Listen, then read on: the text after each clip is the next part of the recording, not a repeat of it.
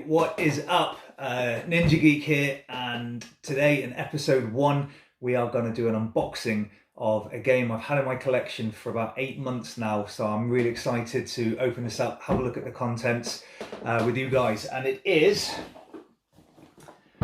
Star Wars Outer Rim by Fantasy Flight Games. This is a 1 to 4 player game.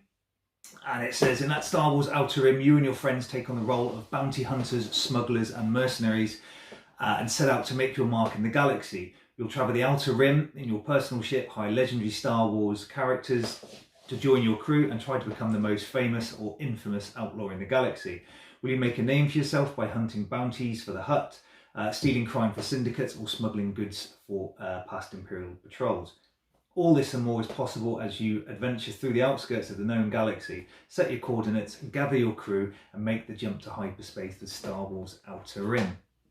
I love Star Wars. I've got Star Wars Rebellion, also by Fantasy Flight Games, behind me. I haven't played that one yet. And I don't think I've played any other Star Wars Fantasy Flight games. Imperial Assault, we did the solo campaign some time ago. So I'm really looking forward to having a look at the contents of this. The first time I'm playing, I've got to be Boba Fett. There's no questions asked there. My gaming group have been asking to play for this, and I may do a solo run through before there. So let's take a look. So the cover art, it's Falcon. With some TIE fighters behind. And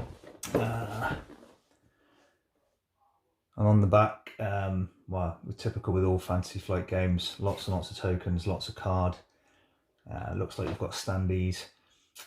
I think generally you play on the tabletop, but I managed to get hold of the Fantasy Flight Games Outer Rim playmat here. I was waiting in the UK for it for a long time, so in the end I got it sent to my brother in the US and had it delivered that way, a bit quicker. So inside we have a learn to play guide, and I think now Fantasy Flight Games are doing this quite a lot with most of their games now, where you get a learn to play guide that you read first and then you have the rules reference after. And also you've got the Falcon is for the learn to play and Slave 1 for the rules reference. And then here they generally, in alphabetical order, general rules that you need during the game that aren't explained in the rule book. You normally have a glossary at the back, so it's easier to find. So that there, the rule book. List the contents, obviously game setup, winning conditions, actions, and then you've got the slightly advanced rules, and then for solo play as well. A lot of the games that I play are solo player, because I can't always get to a gaming group. We have 4 cards with punching out tokens.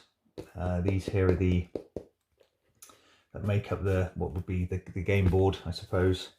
We have our standees from all films, it looks like. So we've got Boba Fett solo, obviously, and Cal Wilson from the originals. Looks like from Rogue One. We've got the droid here. I think I saw the droid in the Mandalorian as the bounty hunter, which was quite good. Dice and standees or holders for the standees. These dice look pretty cool, actually. It looks similar to those that you find in Warhammer Underworlds, but these D8s.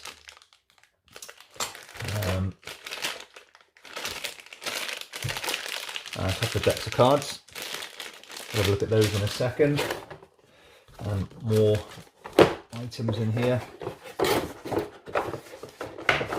So we have what looks like player boards for individual players. And I'm not sure what these are. We'll have to look in a second. Okay, now for just a detailed view of the contents. So you get 4 of the punch boards, good quality, thick stock. They have the board, it appears modular, and each one has 2 planets on them. And this sets up in a semicircle around the top of the market deck on the player mat. I'm not sure if you have to set it up as a standard way each time, or you've got a variable setup, which I think would be nice. You do have these paths here that seem to come out in the same areas, so I'm hoping that you get a variable setup. These down here are damage tokens, and I guess that's for your ship, not your crew members. So this one here, a bit busy, rammed full of tokens. You have patrol tokens. I guess these are ones that you will be trying to avoid during the game. You've got more credits. These 2 here are board caps, so they sit on the edge of the modular board once you've completed it. You've got the 8 characters, and I said I guess it's set around episode 3, slightly before, because you've got Jin from Rogue One here, and obviously Boba, Han Solo, Lando, and Bosk. These here are your reputation tokens. They sit in the player mats, which I'll show you in a second, and these can actually slide up and down to give you positive and negative reputation. Third one again, more modular tiles. You have more credits. These here are gold tokens. And the last one has these, I think there's 22 of them, contact tokens, and I guess these are characters you meet during the game that you have a bounty on, have to capture or get jobs from. And again, the last 2 of the modular board. You get 12 ship sheets, and these have really good artwork on them. And I don't know if it's unique for this game or they've been pulled from other Star Wars games that Fantasy Flight have done. But the artwork's really good.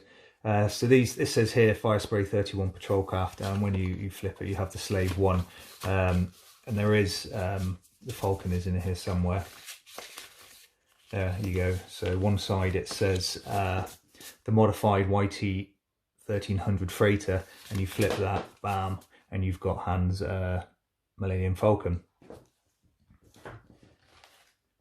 So for the player boards, there are 4 of them, and this is good quality thick stock. They look busy, and you get that sort of like Astro dashboard look to them. You get, it looks like yellow, red, it's like a browny burgundy and a blue colour. But these are really nice. They have grooves here where I guess cards sit for your upgrades, jobs and bounties sit along the bottom.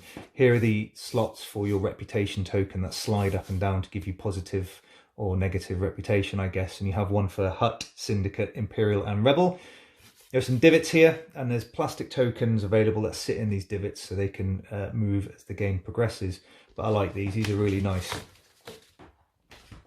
For the cards, you've got your standard player reference cards, and it gives a list of actions and ways to gain fame and things like that. So one for each player as they're playing the game. These are the AI cards. There's 10 of these. They have 3PO on the front. And these are used for the solo play. And I guess this tells you what the AI will or won't do during that turn. For the market cards, there are, I think, 70 market cards. And there are different sets within these. So you have different icons on sets. It looks like there's about 10 in each set. And that one goes in there. So you've got looks like the slave one there. And you have icons along the board that match. So these will sit here during the game until you pull these out of the game. And they've got various things on them. So these have jobs. This is crew. We've got gear for the green ones. They're modifications. These look like individual ships. I'm not sure if you gain these at the start of the game or not. Bounties, cargo, and lastly, you've got another crew as well. So there's a variety of them in there as well. Got your 8 character cards. And you'll take one of these, I guess, at the start of the game, depending on who you want to be. I guess everybody's going to want to be Boba Fett. But I do like Bosk. I think he's a badass. Artwork on these is really nice. And they are double-sided, and each one has different information. So there's different information here than there is here. So I'm not sure if you flip at a certain event during the game to upgrade, or once you've used a special ability or something. We'll have to read the rules for that one. There are data bank cards. They've all got a different title. They've all got a little bit of lore on the front here. I saw some earlier that had, bounties on them, and these bounties give you an option whether you eliminate your bounty to gain credits and fame, or if you capture them and deliver them alive, you get more credits, more rewards. So I guess that's slightly harder to do, but the reward versus benefit is higher for that one. And there are 53 of those. And lastly, for the cards, we have encounter cards. There are 70 cards, 10 of each type, and each type shows 2 planets, which I guess match the modular board which we showed earlier. So here it says Tatooine and Nal Hutta, and there is Ryloth and Naboo. I hope we don't meet Jar Jar Binks in Naboo. Nobody likes him. But again, full of information. There's some weapon specialists there for crew as well, so they look quite varied.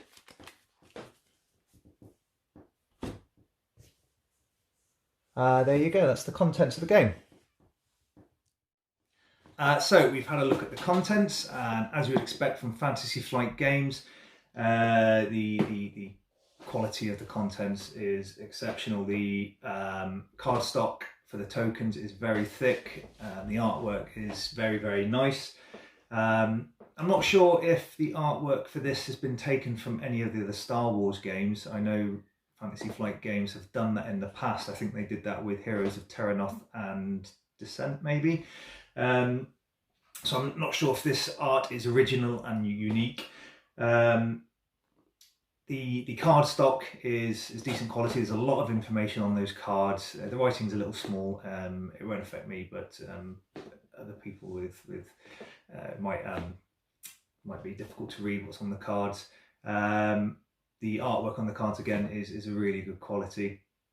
The board is modular, and I really hope that you can vary the setup of the boards just to so you've got a different board setup each game. I mentioned how I've got the mat, very good quality as well. So looking forward to playing on that. I think my only issue with this is, although there are a number of decks in the game, I think they may run thin after a couple of plays. I can see the cards being regurgitated quite quickly as you burn through the decks. I really hope that doesn't happen during one game where you start to burn through the cards and then have the same cards pop up. It does feel like a light to medium game. And if that is the case with the cards, I do hope that Fantasy Flight produce an expansion very, very soon. Thank you so much for watching the first episode. Can't wait to play this with the guys, and I'll let you know how we get on. This has been Ninja Geek. Thank you.